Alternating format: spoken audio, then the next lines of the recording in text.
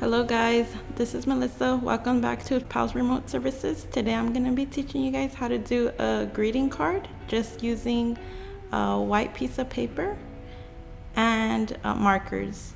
So right here I'm folding the paper in half, and now I'm going to get the edges and fold it like a triangle on top and the other side as well. And I'm gonna get the other side and fold it towards the middle where we first folded it in half, and the other side as well, fold it towards the middle.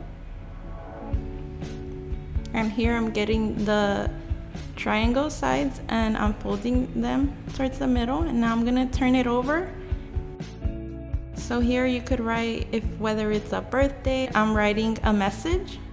And here I'm getting the triangle sides and I'm folding them towards the middle. And here we're gonna put the first triangle inside the pockets.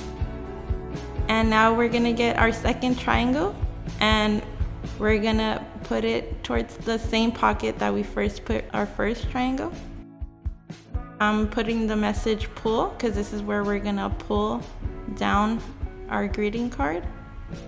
And if you guys want to decorate towards the sides, you guys can do that. And this is your finished product. So we're gonna pull down our greeting card, and here's your message. PALS misses you.